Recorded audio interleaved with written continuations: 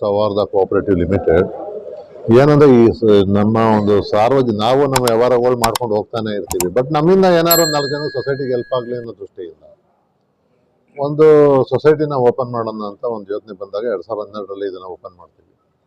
ಮೂಲ ಉದ್ದೇಶ ಏನು ಅಂದರೆ ಸಾರ್ವಜನಿಕರಿಗೆ ಕಷ್ಟ ಸುಖಗಳಲ್ಲಿ ಹೆಲ್ಪ್ ಆಗಬೇಕು. ನಮ್ಮ ಸದಸ್ಯರು ಮಾಡ್ಕೊಂಡೇ ಮಾಡ್ಬೇಕು. ನಾವು ಅದನ್ನು ಮೆಂಬರ್ಗಳಿಗೆ ಕಷ್ಟಗಳಲ್ಲಿ ಹೆಲ್ಪ್ ಆಗಬೇಕು ಅನ್ನೋ ಒಂದು ಮೂಲ ಉದ್ದೇಶ ನಮ್ಮದಷ್ಟೇ. ಆ ಒಂದು ಉದ್ದೇಶನ ಇವತ್ತು ನೆರವೇರಿಸೋದ್ರಲ್ಲಿ ಸಾಕಷ್ಟು ಸಕ್ಸಸ್ ಆಗಿದ್ದೀವಿ ಅಂತ ನಮ್ಮ ಒಂದು ರೆಕಾರ್ಡ್ಗಳು ಹೇಳ್ತಾ ಇದ್ದೀವಿ. ನಮ್ಮಲ್ಲಿ ಒಂದು 400 ಚಿಲ್ಲರೆ ಮೆಂಬರ್ ಇದ್ದಾರೆ. ಅವರು ಹಲವಾರು ಜನ ಇವತ್ತು ನಮ್ಮಲ್ಲಿ ನಂಬಿಕೊಂಡು ಫಿಕ್ಸೆಡ್ ಡೆಪಾಸಿಟ್ಗಳನ್ನ ಇಟ್ಟಿದ್ದಾರೆ. ಅವ್ರಿಗೆ ಸಕಾಲಕ್ಕೆ ಇಂಟ್ರೆಸ್ಟ್ ಅವ್ರಿಗೆ ಇವತ್ತರೆಗೂ ಕೂಡ ಒಂದು ದಿವಸನೂ ಲೇಟ್ ಆಗದಾಗೆ ಕಳೆದ 12 ವರ್ಷದಲ್ಲಿ ಹೋಗ್ತಾ ಇದೆ. ಮತ್ತು ಹಲವಾರು ಜನ ಮೆಂಬರ್ ಆಗಿರೋರು ಅವರು ಒಂದು ಸಾಲಗಳನ್ನ ಪಡ್ಕೊಂಡು ಕರೆಕ್ಟಾಗಿ ಕಟ್ತಾ ಇದ್ದಾರೆ. ಕಟ್ಟದೇ ಇರೋರು ಇದ್ದಾರೆ. ಅವ್ರಿಗೆಲ್ಲರಿಗೂ ಕಾನೂನು ಕ್ರಮ ಜರುಗಿಸಿ ಕೋರ್ಟ್ ಮುಖಾಂತರ ಅವರು ವಸೂಲಿ ಮಾಡ್ತಾಯಿದ್ದೀವಿ. ಇಲ್ಲಾಂದರೆ ನಾವು ಎಲ್ಲರಿಗೂ ಸೊಸೈಟಿ ನಡೆಸ್ಕೊಡ್ಬೇಕು. ಹಾಗೆ ಒಂದು ಹೆಮ್ಮೆಯಿಂದ ನಾನು ಈ ಸೊಸೈಟಿನ ನಾವು ಚೆನ್ನಾಗಿ ನಡ್ಸ್ಕೊಂಡು ಹೋಗ್ತಾ ಇದ್ದೀವಿ ಅಂತ ಹೇಳೋದಕ್ಕೆ ನಾನು ಇಷ್ಟಪಡ್ತೀನಿ. ಹೇಗೆ ಅಂತಂದರೆ ಇವಾಗ ನಾರ್ಮಲ್ ಕೋರ್ಸು ಎಲ್ಲ ಬಿಸ್ನೆಸ್ಗಳು ಚೆನ್ನಾಗಿ ನಡೀತಾ ಇದೆ, ಎಲ್ಲ ವ್ಯವಹಾರ ಎಲ್ಲ ಸಂಸ್ಥೆಗಳು ಚೆನ್ನಾಗಿ ನಡೀತಾ ಇದೆ. ಈಗ ನಡ್ಸ್ಕೊಂಡು ಹೋಗೋದಲ್ಲ ಮುಖ್ಯ. ಕೊರೋನಾ 2 ವರ್ಷ ಕೊರೋನಾ ಆದಾಗ ಸಂಸ್ಥೆಗಳು ಮುಚ್ಚೋದು. ಸರ್ಕಾರ ಹೇಳ್ತು ಯಾರು ಬೀದಿಗೆ ಬರಬೇಡಿ, ಮನೆಯಿಂದ ಈಚೆ ಬರಬೇಡಿ ಅಂತ. ಆಗ ನಮ್ಮ ಸದಸ್ಯರುಗಳು FD ಇರೋರು ಹಲವಾರು ಜನ ಸೀನಿಯರ್ ಸಿಟಿಸನ್ಸ್ ಇದನ್ನ ನಂಬ್ಕೊಂಡು ಜೀವನ ಮಾಡ್ತಾ ಇದ್ದಾರೆ. ಆದರೆ ಅವ್ರಿಗೆ ಒಂದು ದಿವಸನೂ ತೊಂದರೆ ಆಗ್ದಂಗೆ ನೋಡ್ಕೊಂಡಿದ್ದೀವಿ. ಅವರ ಜೀವನಕ್ಕೆ ಒಂದು ದಿವಸ ತೊಂದರೆ ಆಗ್ದಂಗೆ ನೋಡ್ಕೊಂಡಿದ್ದೀವಿ. ಯಾವ ರೀತಿ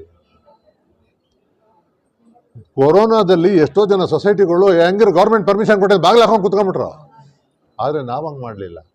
ಗೌರ್ಮೆಂಟಿಂದನೇ ಪರ್ಮಿಷನ್ ತೊಗೊಂಡು ಇಲಾಖೆಗಳಿಂದ ಪರ್ಮಿಷನ್ ತೊಗೊಂಡು ನಮ್ಮ ಸ್ಟಾಫ್ಗೆಲ್ಲ ID ಕಾರ್ಡ್ ಕೊಟ್ಟು ಅರ್ಧ ದಿವಸ ನಮ್ಮ ಸೊಸೈಟಿ ಓಪನ್ ಮಾಡಿ ನಾವೇ ಕುತ್ಕೋತಿದ್ದೋ. ಯಾರು ಬರಲ್ಲ ಅಲ್ಲಿ. ಅವ್ರ ಮನೆಗೊಳಗೆ ಇಂಟ್ರೆಸ್ಟ್ನ ಕೊಳಿಸಿದ್ದೀವಿ. ಯಾಕೆಂದರೆ ಅವ್ರಿಗೆ ಜೀವನಕ್ಕೆ ತೊಂದರೆ ಆಗಬಾರ್ದು. ನಂಬ್ಕೊಂಡು ಇಟ್ಟಿದ್ದಾರೆ. ನಮ್ಮ ಸೊಸೈಟಿಗೂ ನಮ್ಮಿಂದ ಏನೋ ಇಲ್ಲಿ ಅನುಕೂಲ ಆಗುತ್ತೆ ಅಂತ ಇಟ್ಟಿದ್ದಾರೆ. ಅವ್ರಿಗೆ ತೊಂದರೆ ಆಗಬಾರ್ದು ಅನ್ನೋ ಉದ್ದೇಶದಿಂದ ಅವತ್ತು ಅಂಥ ಕಷ್ಟ ಕಾಲದಲ್ಲೂ ಅವ್ರಿಗೆಲ್ಲ ನಾವು ನಮ್ಮ ಸದಸ್ಯರನ್ನ ಬಿಟ್ಟಿಲ್ಲ. ಅದೇ ನಂಬಿಕೆಯಿಂದ ನಮ್ಮ ಸದಸ್ಯರೆಲ್ಲ ನಮ್ಮ ಜೊತೆ ಮುಂದುವರಿತಾ ಇದ್ದಾರೆ.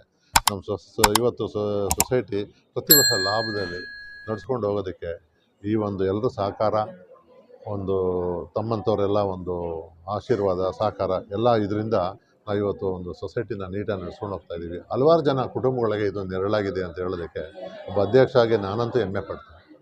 ಇದು ಟರ್ನ್ ಓವರ್ 13 ಕೋಟಿ ರೂಪಾಯಿ, 13 ಕೋಟಿ ಸಮಥಿಂಗ್ ಇದೆ. ನಾವು ಪ್ರಾರಂಭದಲ್ಲಿ ಮಾಡಿದ್ದು ಬರೀ 1 ಲಕ್ಷ ಚಿಲ್ಲರೆ ಶೇರ್ ಬಂಡವಾಳದಿಂದ ಪ್ರಾರಂಭ ಮಾಡಿದ್ದು. ಇವತ್ತು ಆ ಮಟ್ಟಕ್ಕೆ ಬೆಳೆದಿದೆ. ಲೀಗಲ್ ಅಡ್ವೈಸರು ಪ್ರಸನ್ನರಾವ್ ಅಂತ, ಇವರು ಲೀಗಲ್ ಅಡ್ವೈಸರ್ ಆಡಿಟರು.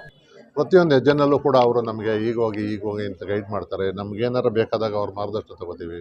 ಮತ್ತು ಲೀಗಲ್ ಅಡ್ವೈಸರ್ ಇವರು ಶಿವಶಂಕರ್ ಅಂತ ಹೈಕೋರ್ಟ್ ಸಿವಿಲ್ ಕೋರ್ಟ್ನಲ್ಲಿ ಅವರು ಪ್ರಾಕ್ಟೀಸ್ ಮಾಡ್ತಾ ಇದ್ದಾರೆ. ಅವರು ನಮ್ಮ ವೈಸ್ ಪ್ರೆಸಿಡೆಂಟು. ಅವರು ಸೀನಿಯರ್ ಸಿಟಿಸನ್ನು. ಅವರು ಗೌರ್ಮೆಂಟ್ ಎಂಪ್ಲಾಯ್ ಆಗಿದ್ದವರು. ಹೀಗೆ ಹಲವಾರು ಜನ ಒಂದು ಮಾರ್ಗದರ್ಶನ ನಾವು ತಗೊಂಡು ನಾವು ಇದನ್ನು ಮುಂದಿನ ಹೆಜ್ಜೆನ ಇಟ್ಕೊಂಡು ಭಾಳ ಹುಷಾರಾಗಿ ಹೋಗ್ತೀವಿ. ಅದಂತೂ ಯಾಕೆಂದರೆ ದುಡುಕೋದು ಮಾಡೋದು, ದುರ್ವೇಷ ಮಾಡೋದು, ನಾಳೆ ನಂಬ್ಕೊಂಡಿರೋರಿಗೆ ತೊಂದರೆ ಆಗೋದು, ಅದು ಯಾವುದೂ ಆಗಬಾರ್ದು. ನಾವು ನಮ್ಮನ್ನ ಯಾರು ಮಾಡುವಂತ ಕೇಳಿರಲಿಲ್ಲ. ಏನೋ 4 ಜನಕ್ಕೆ ಅನುಕೂಲ ಆಗುವಂಥ ಮಾಡಿದ್ಮೇಲೆ ಮರ್ಯಾದೆ ಮಾಡ್ಕೊಳ್ಬೇಕಷ್ಟೇ. ಯಾವುದದ್ದು ಆಮೇಲೆ ಉಡಾಫೆಯಿಂದ ಮಾಡೋದು, ಏನೇನೋ ಆತುರ ನಿರ್ಧಾರ ತಗೊಳ್ಳೋದು, ನಮ್ಮಿಂದ ಹಲವಾರು ಜನ ಕುಟುಂಬಗಳು ತೊಂದರೆ, ಅದು ನಮ್ಗೆ ಇಷ್ಟ ಇಲ್ಲ. ನಾವು ಯಾವತ್ತೂ ಆ ಕೆಲಸ ಮಾಡಲ್ಲ.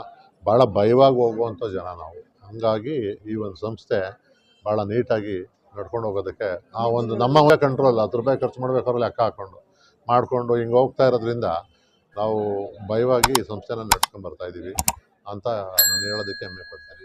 ಇಲ್ಲಿ ಸೊಸೈಟಿ ಇದಕ್ಕೆ ಬರಲ್ಲ ಅದು.